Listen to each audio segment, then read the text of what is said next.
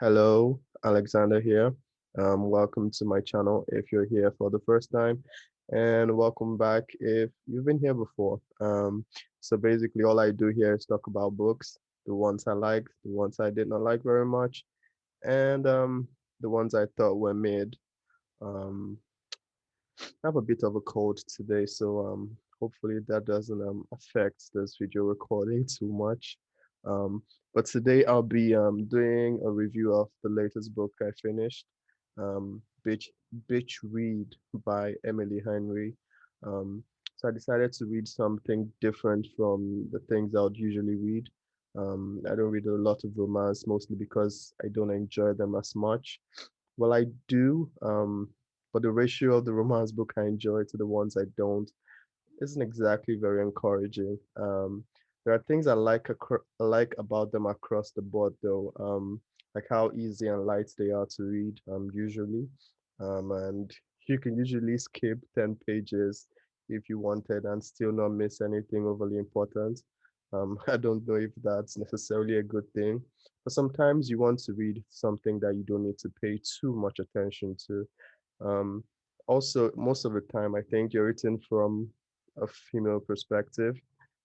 And it's enlightening to see how, I guess, women process love and stuff like that. I know and I understand not every lady thinks in the same way, but for whatever reason, the ladies in these kinds of books tend to share a lot of similarities. So, you know, anyways, like I said, I don't read them very often, so I thought to read one just because, see if I changed my opinion on how I felt about them or anything. I picked Beach Read because I saw a lot of good reviews on Goodreads. So I thought, well, if people like it, if people say so many good things about it, it must be good. Um, that logic hasn't exactly produced the best results for me, but for whatever reason, I keep using it. So yeah, let's get into what I thought about Beach Read, or first, what Beach Read is about. So Beach Read follows the story of January, who is the main character.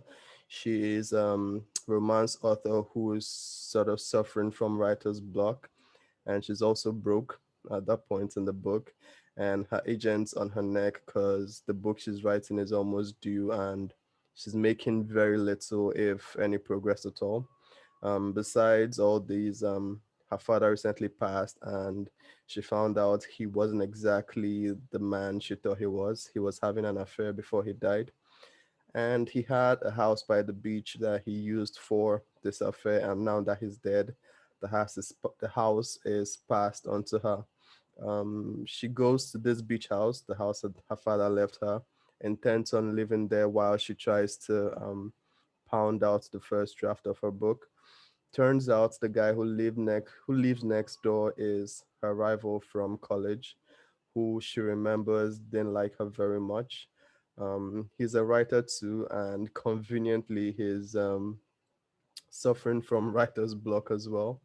And although he writes a different genre entirely, what you would consider to be literary fiction, I guess, while she writes rom-com or romantic comedy fiction.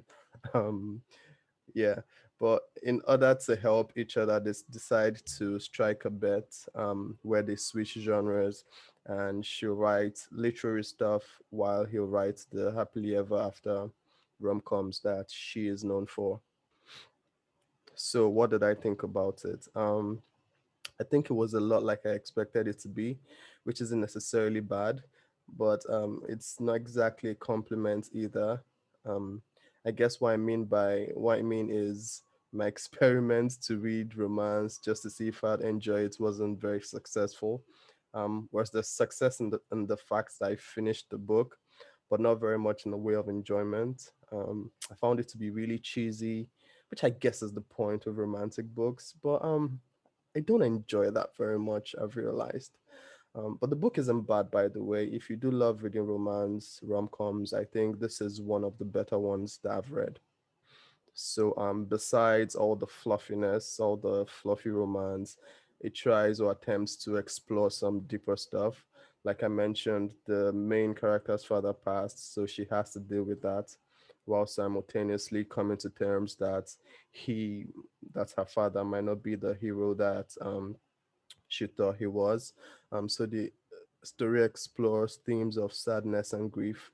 I also liked how the relationship developed. That's the relationship between the um the main character and her love interest. I thought it was organic. It also felt pretty fast, but it's a book, and things have to happen fast, I guess. So I think that was why it felt fast to me.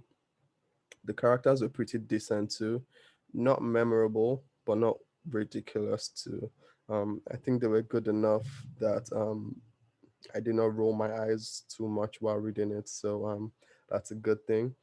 I think the problem I have most of the time with characters in rom-coms is that I can hardly relate with their thought processes.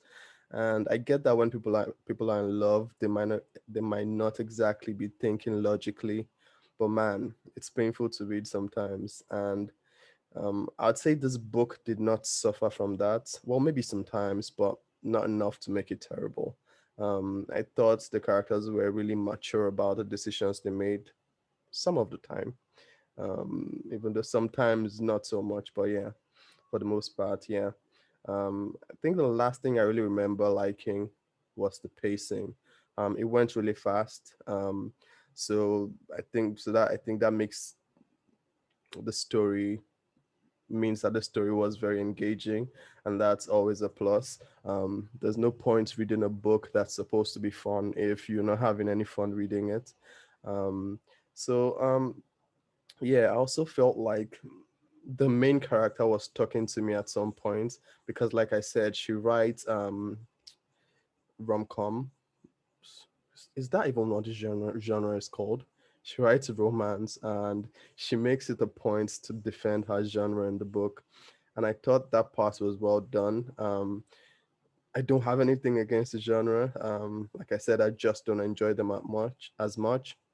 Also worth mentioning that I've enjoyed some in the past, like the Rosie Project. I really like that one a lot. So she doesn't have to defend romance to me. I think it's all right. It's just not the top of my list. Um, yeah. Anyways, those are my thoughts on the book. I rated it 3 stars. It was really fast paced. Maybe a good read while you're at the beach, like the title says. Yeah, that's my review of Beach Read by Emily Henry. If you love watching it, leave a like, subscribe, and I'll catch you in the next one.